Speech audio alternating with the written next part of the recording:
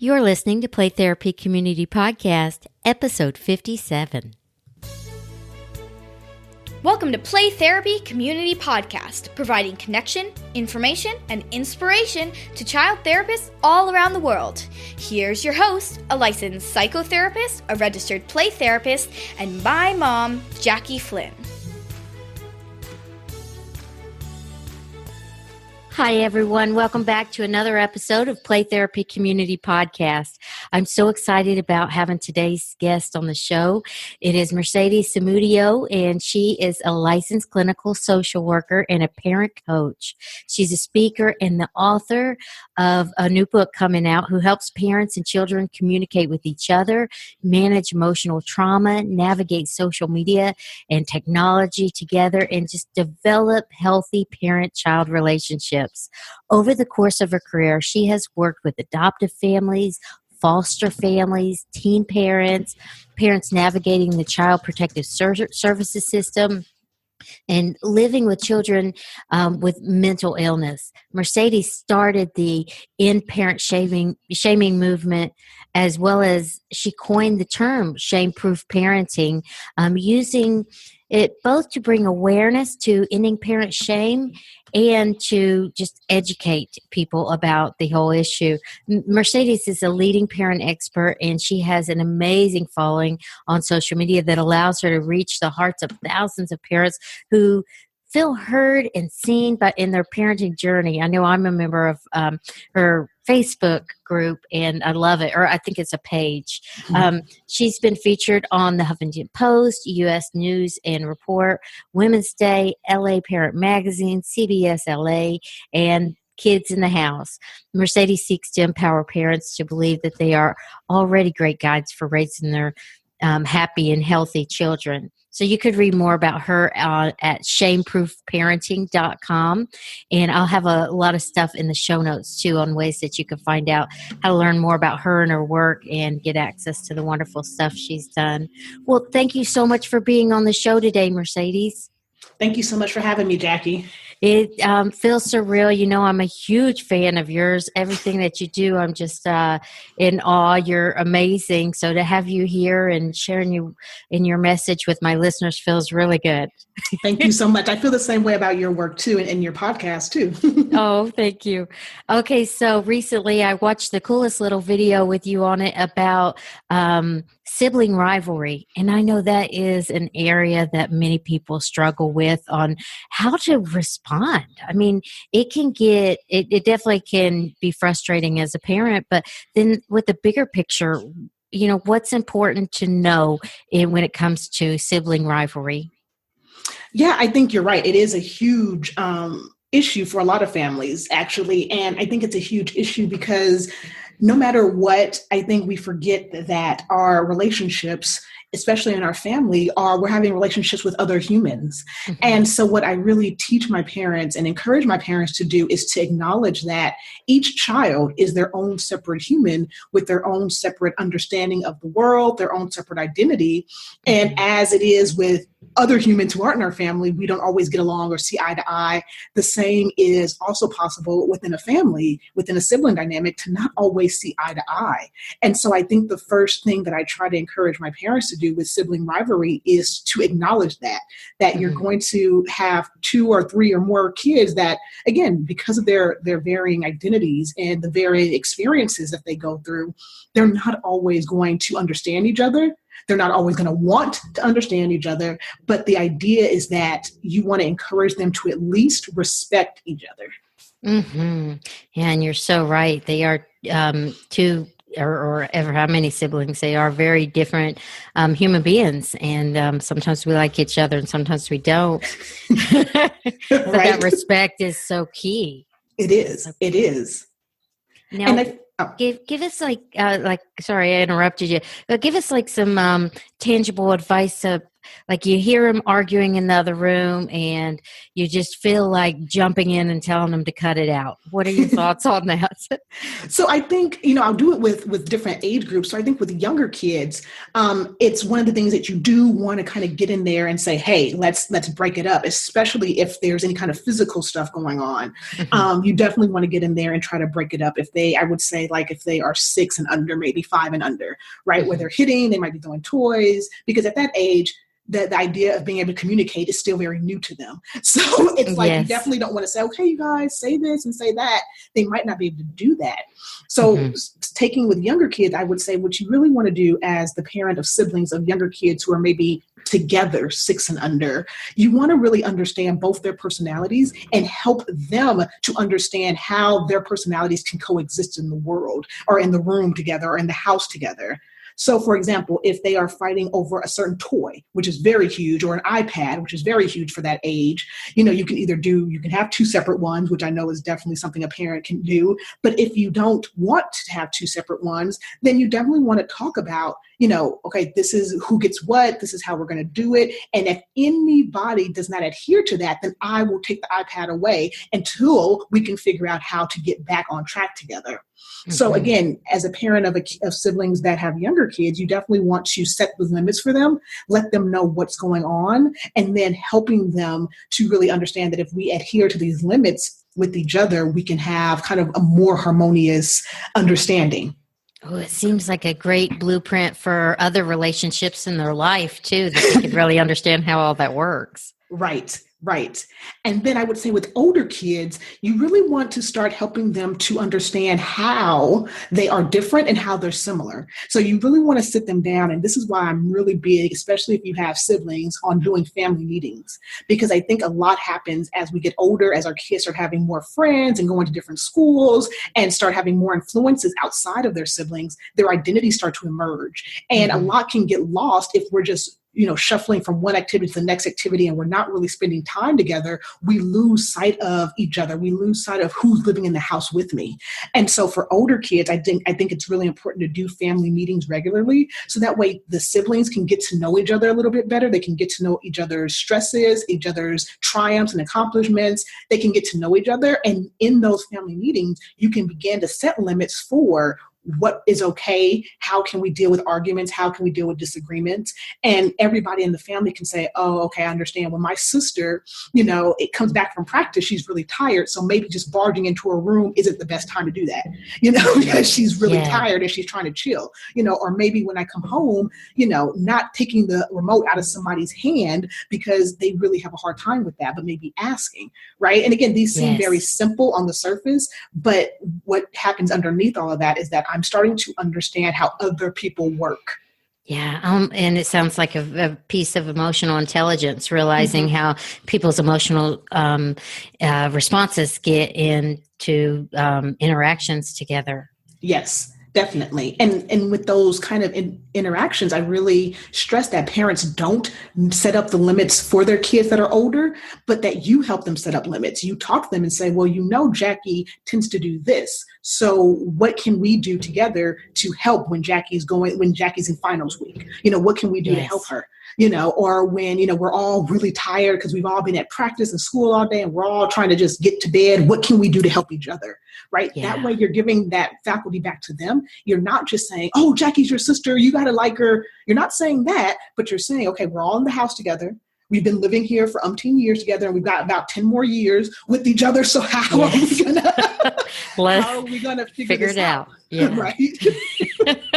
Yes. And you said something that really I think is so true about you go to all these different activities and sometimes some families feel like they're just coexisting and they're not really interacting or spending that special time together. So that family meeting gives them a chance to work on things. And also I think family game night is really cool too. And that can actually help them interact too, because games and playing really gives that opportunity for people to get frustrated or to feel happy and, have those relationship interactions.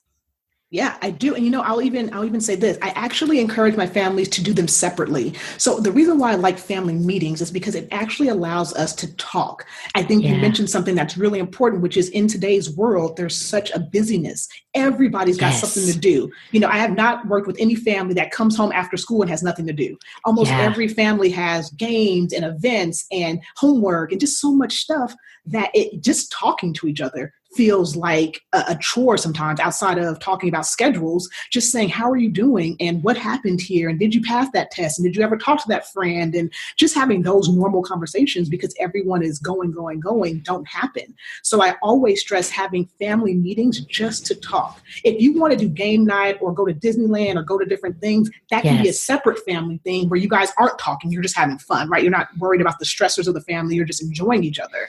But I Yeah. think the family meeting says, okay, we're not going to play, we're not going to joke, we're going to give everybody space to say what's going on with them, good or bad. Oh, I love that. And I think when you make time to talk to each other, it really embeds that cognition about themselves of I'm worthy, I'm Mm. important, and I have this space that I can bring up this thing that's bothering me, and I have someone that cares enough about me to listen. Right. Right. It's something that, especially as our kids get older, like they start getting to junior high and high school, I think family meetings are so important because of what you just said, which is kids go through so much stuff nowadays that it just weighs on them. And if they don't have a space where they know mom is going to be listening, dad's not going to be, working, everyone's going to be here listening to me, it gives me a space to say, this is hard. I don't know what to do. So many of my kids get in trouble for things that they're trying to figure out on their own, like, phones and social media, that I think if Yes. they could say, my friend sent me this text and I don't know if I should send something back at the family meeting, you could talk about that, right? The other siblings can say, oh, don't send that back. The parents can say, well, how do you feel? Like, we can talk about these things and your kids don't have to kind of fumble through life trying to figure out what they should do or what they shouldn't do. Oh, yes, yes. And it brings that connection. Like I don't have to do this all on my own. Right. Right. And I think a lot of things are left unsaid when it gets really busy. And then there's like an emotional wedge in between the family members when Yes. things get too hectic. And that's when tolerance levels go down too, because people are Yes. tired and feeling overworked and all of the above. I agree. And I also say too, in respect to siblings, that siblings, they have their own lives. So when the parents don't say, okay, we're going to sit down to talk, the siblings also get really disconnected because they start to live these kind of separate lives from their family members, where I don't really know how my sister works anymore. I don't really know what my brother thinks anymore. Whereas we Yeah. used to grow up and do everything together. Now, as we've gotten older, I don't know why they made that decision. I don't know why mom is always yelling at her, so Mhm. they don't really always understand each other, which is another kind of undercurrent of sibling rivalry that, okay, mom always likes Jackie. That must mean she doesn't like me, right? Mhm. That's going to cause a lot of tension because they don't know each other anymore, right? They're just Yeah. going by whatever they see or whatever they hear. And so going back to family meetings allows us to say that, mom, you're always being nice to Jackie. Why?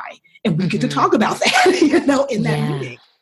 Yeah, and I think a lot of times parents think that, and I'm a parent too, so I totally can relate to this. They think that, oh, their kids already know, or yeah, Mm, that's understood, and the child doesn't, and it yes. can create some unnecessary resentment and some unspoken confusion that Yes. can lead to bigger issues. Yes. And I think you hit it right on the head there. Is that miscommunication, right? That confusion of, I don't know how mom really feels. I don't know how dad really thinks, so I began to pick at my sibling, or I began to be really disruptive to my sibling's life because I don't really know what's going on. And I feel like, again, going back to this idea of family meetings, in those family meetings, parents get to also help build their kids' emotional vocabulary. They get to help normalize things like that. Kids might say, I'm not going to tell my sister how I feel. But in the family meeting, you guys can come up with your own language. So maybe I don't say, Jackie, I feel like you hurt my feelings, but I do get to say, you know what? I don't like when you do this, right? Our family, Yeah. we get to talk about these things, right? So it's not always about saying I feel or anything, but it's just really about this idea of saying we're going to sit down and we're all going to talk about what's going on in our lives. And I always encourage parents, especially as they start doing it, let your kid talk in the language that they have. You Mhm. will have time to change their language and update their language as you know, but let your kid dump it out. If they use words that you don't love, if they curse a little bit, let them dump it out first. And then you can go back and say, Jackie, when you use that one word to describe your sister, I don't really love that. So can you try another word? Let them talk and then kind of reel it back in. Once you know what their issue is and what that emotion is, you can help them find a word to better convey it in a more appropriate way. That's so key, because I think if they're right in the middle of it and then they feel criticized or shut down, it takes it in a whole new direction. Right. And then they feel that feeling like, okay, it's not safe to say what I really feel. Right. And then kids don't always have the language, especially if you're not a family who's really big on talking, and you're not a family who's really big on talking about feelings. Sometimes it can feel very awkward to say, I feel sad or I feel angry. Like we might not have that language yet, but I do know to say my sister is stupid. I know I can say that, Yes. So I say it, I'll say my sister is stupid. And then I'll say, why, dad can say, okay, why do you feel like your sister is stupid? Oh, she's this and that. Okay. So it sounds like you don't think your sister is good at listening to you. So instead of calling her stupid, why don't you say my sister sucks at listening to me? My sister doesn't know how to listen. And again, you've got the whole situation, right? Instead of being mad they said my sister is stupid, really understand that maybe they don't have the language yet. They don't know how to convey what's really happening between them and their sibling. Yeah. And I think it gives them a chance to really kind of connect with the parents and have the parents model to them what's okay and what's not okay to really kind of say. I mean, say it, definitely let them say it the way that they're feeling it, but, guide them along the way. Right. And I feel like, too, when it comes to sibling relationships, most parents have siblings, right? So even if you're an only child, you've been in kind of this place where you've had to share space and you've had to share some of your resources. So I always tell parents, too, that it's really good to talk to them about how maybe you didn't know how to deal with your siblings, or maybe how, you wish that maybe mom and dad had listened to you the way that you are giving your kids that space. That way your kids can understand that you're not just coming from this place of I'm over you, I'm the parent, but you're also coming from this place of being a human.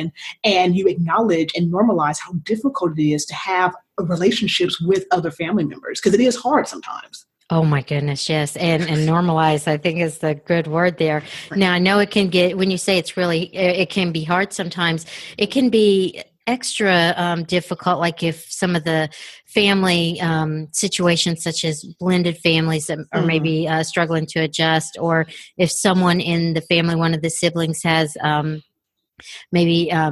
has an autism spectrum disorder, something that really kind of makes things a little bit more difficult to communicate. So I think what the direction that you're giving applies to all of that, but it's even more valuable in those situations. Yeah, and I think when you have those type of situations, I'll start with like a kid who has a diagnosis, whether it be a physical diagnosis or a mental health diagnosis. What I usually tell my parents to do is to help that kid understand their diagnosis first, and then in the family meeting, have that kid explain to their siblings what it's like for them. Instead of the parents saying, you guys know Jackie has ADHD, don't do that, because then it makes the other siblings feel like, well, are we not important, right? Mm-hmm. But let Jackie say, you guys, look, you guys know I take medication for ADHD, and sometimes I have a hard time listening. So it's not that I don't care about you guys. I just can't sit for 10 hours and let you lecture me, right? That way it's coming from the sibling, and the siblings can figure out how to help the sibling who has that diagnosis work with them. So it's not coming from the parents saying, you guys be nice to him because he has this issue, which can kind of dismiss how important that issue is, but to really allow that sibling to say, guys, this is how I understand what I'm going through. And, sometimes I'm not able to be there for you, or I'm not able to do what you want because of this. How can we figure that out? Let that kid do it. Let that sibling talk about it themselves. I love that. And that helps them, to become self-advocates as well. Mm-hmm. Oh, this is such good stuff. Now, I know many of our listeners listening to this show are child therapists. So I think this is really good understanding, and many are parents as well. But what direction to give parents when those arguments break out, or before they break out, when there's the need to really set a tone in the family of we care and we want to hear through those family meetings. And another thing that I would say too, again, if we're talking about professionals too, is to normalize conflict. I think something that I see a lot with my parents is they're like, I don't want my kids to fight. And I have to normalize that it's okay to have disagreements, but you've got to reframe how those look. The same way a couples counselor might tell, a couple to plan their arguments. I feel the same way, like family meetings become a place where families can plan those conflicts, right? So we're not just Monday through Friday arguing with each other, but we all know because it's become established in our family that Friday nights, we get to talk. Friday nights, I don't have to go through the whole, week just kind of taking jabs at my brother because I know whatever's bothering me on Tuesday, I'll get to talk about it. And so that's why it's so important to make it a staple of your family, because then your kids begin to rely on the fact that, okay, we're going to be able to talk about this. I don't have to keep doing kind of undercut behaviors to get my voice heard. I can say, guys, I don't really like that my brother did this, as opposed to just busting in his room and taking his controller because he made me mad. I don't have to do stuff like that anymore, right? Yes, like a time and a space to release it. Right. Right. So it's not about like trying to stop your kids from fighting, but it's about really saying, okay, we're going to have disagreements. We're going to have arguments. So let's do it here, or let's not do it right now because we're all trying to get out the door. But maybe when we get home tonight, we can talk about it. Mm-hmm. And you had mentioned that just like a couples therapist, and I think how that really relates is, the relationship between the couples. I know in the Gottman research, they found that 69% of the arguments in couples, and I'm thinking it could be representative of most relationships. 69% of those conflicts are perpetual.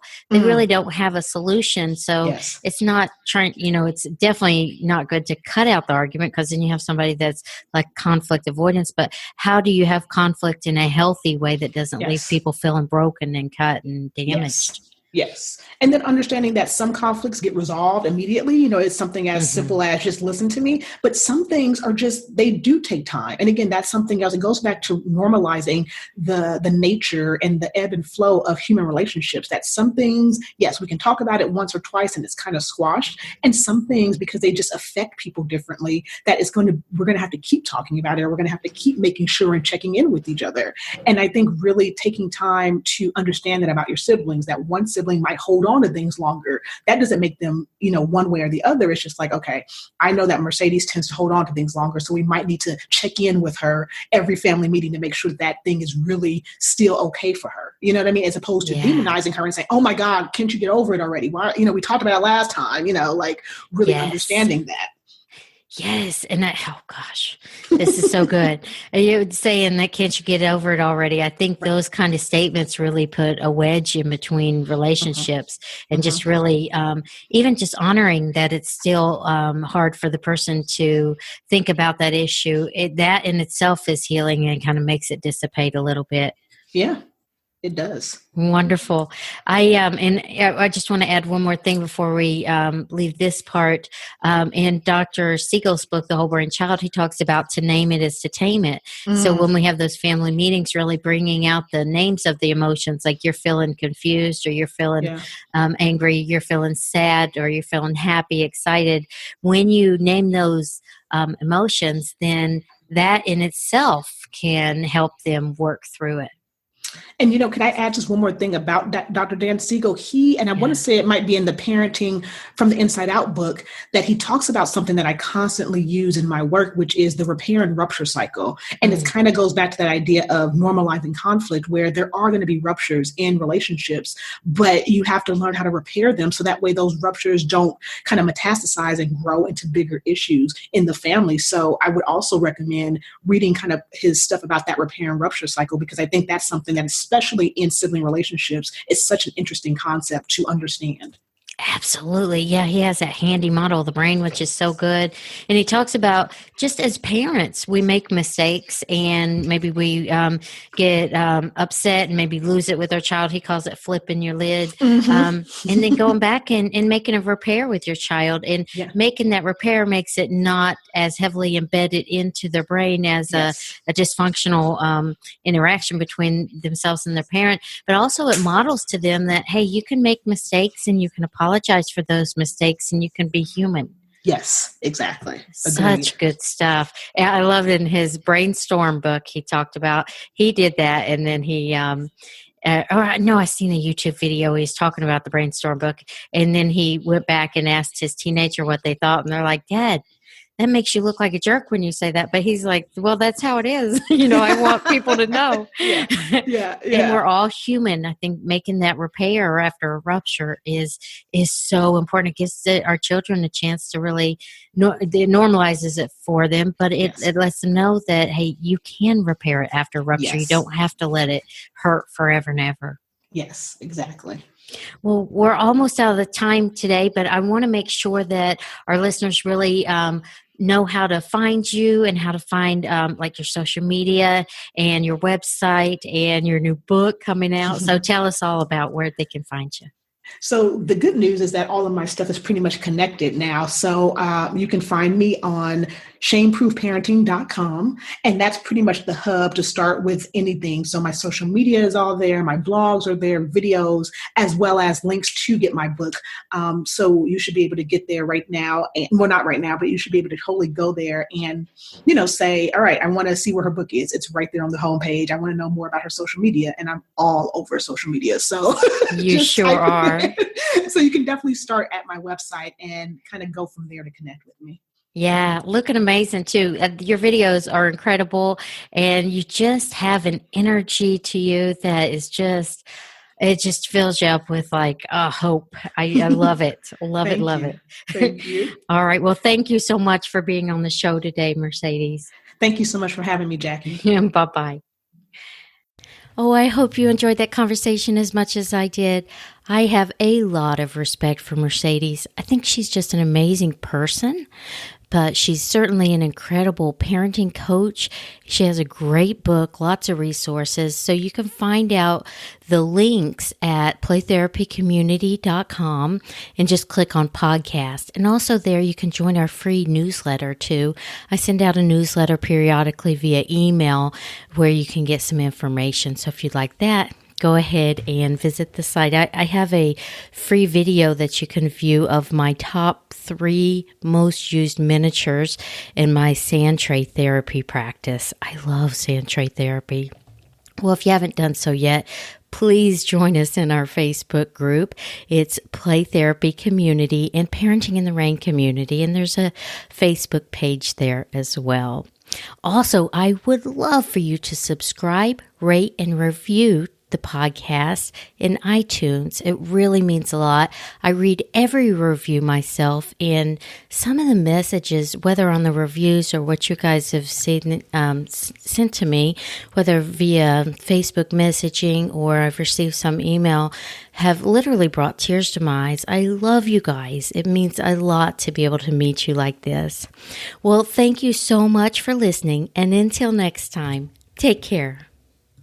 To join our growing community for free, just go to playtherapycommunity.com and find us on Facebook too. Thanks for listening to the Play Therapy Community Podcast. Until next time, bye-bye.